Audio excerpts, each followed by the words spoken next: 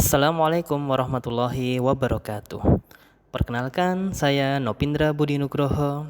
Restitusi dikembangkan oleh pakar pendidikan Diane Goosen berlandaskan pada teori kontrol Dr. William Glasser.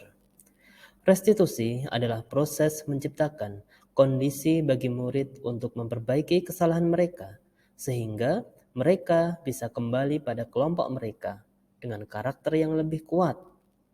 Restitusi memiliki tujuan disiplin positif dan memulihkan dirinya. Bukan untuk perilaku untuk menyenangkan orang lain atau menghindari ketidaknyamanan. Inisiatif sendiri menghargai dan melakukan nilai-nilai. Segitiga restitusi adalah suatu proses dialog yang dijalankan oleh guru atau orang tua agar dapat menghasilkan murid yang mandiri dan bertanggung jawab. Proses dialog ini terdiri dari 3 langkah, yaitu menstabilkan identitas, yang kedua validasi tindakan yang salah, dan yang ketiga adalah menanyakan keyakinan. Dalam kesempatan hari ini, skenario kasus yang pertama yaitu adalah murid kelas 1 terlambat masuk ke dalam kelas. Dalam kesepakatan kelas 1, ada salah satu nilai kebajikan yang disepakati dan diyakini semua murid, yaitu kedisiplinan. Ini artinya bahwa semua murid sepakat dan meyakini bahwa murid harus disiplin dalam menjalankan segala hal. Terlambat masuk kelas adalah salah satu tindakan yang tidak disiplin atau bertentangan dengan salah satu nilai kebajikan yang telah disepakati dan diyakini. Saya sebagai guru harus melaksanakan tindakan penyelesaian masalah dengan menggunakan segitiga restitusi. Assalamualaikum Mbak Misa. Waalaikumsalam Pak Indra. Iya, Mbak Misa apa kabarnya?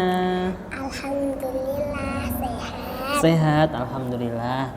Mbak Misa tahu nggak kenapa kok dipanggil Pak Indra ke sini? Nggak tahu. Tadi Mbak Misa datang ke sekolah jam berapa? Nggak tahu juga ya, nggak tahu jam. Tapi pas teman-teman sudah apa? Ikrar. Sudah ikrar berarti sudah pukul 7 lebih. Jadi tadi Mbak Misa terlambat. Nggak apa-apa sayang ya. Pak Indra juga udah pernah terlambat, pernah masuk kerja terlambat.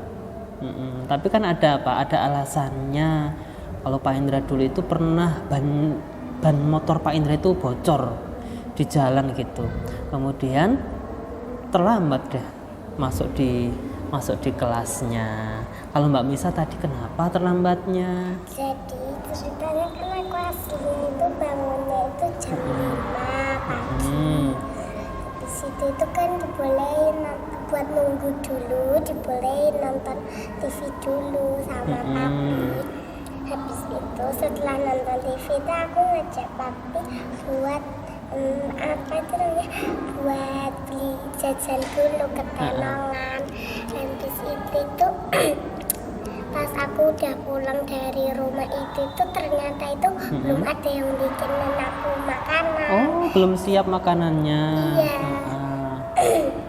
Habis itu mamiku kan lagi apa? nungguin dedek tidur. Habis itu dedek belum bangun. Habis itu boleh sama mbakku itu belum nggak tahu kemana ke atas lah, tapi kok belum tumben gitu loh, belum dimasain. Biasanya jam segitu itu udah dimasain.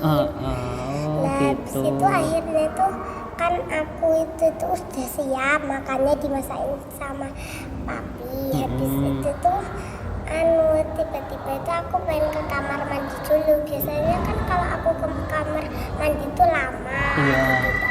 Nah, habis itu tuh aku pas udah selesai dari kamar mandi itu ya agak ternyata makanku itu tadi itu udah tak makan sampai udah habis tapi telurnya masih ada setengah.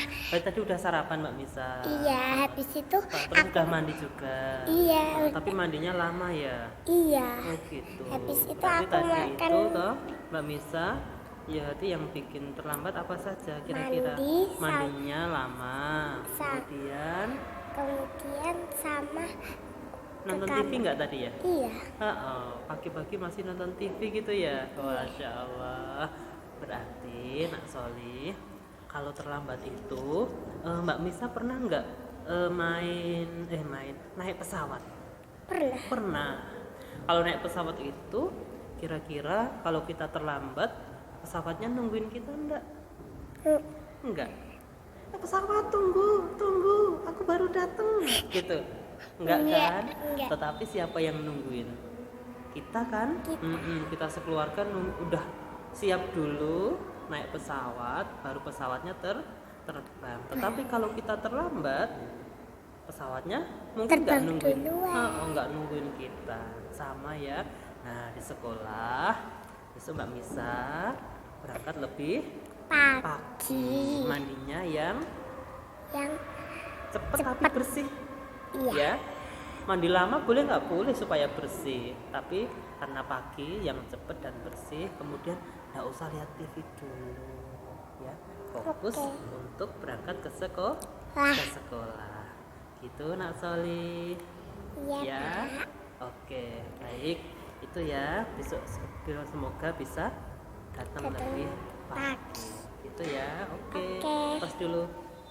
Oke, sekarang boleh kembali ke kelas. Oke. Makasih Mbak Misa. Sama-sama Pak Indra. Oke.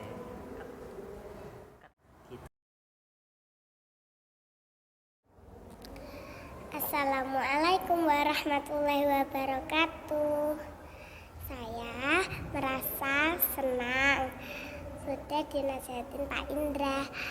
Besok saya akan datang lebih pagi lagi supaya menjadi anak yang disiplin. Terima kasih Pak Indra. Kesimpulan dalam demonstrasi konstekstual tentang segitiga restitusi adalah menerapkan segitiga restitusi pada masalah yang muncul dengan menempatkan diri pada posisi control manager. Maka aspek yang dikembangkan pada murid adalah motivasi intrinsik sehingga penanaman nilai-nilai kebajikan dapat tumbuh dan berkembang menjadi suatu kebiasaan positif dan membentuk karakter positif murid. Pada akhirnya terciptalah budaya yang positif.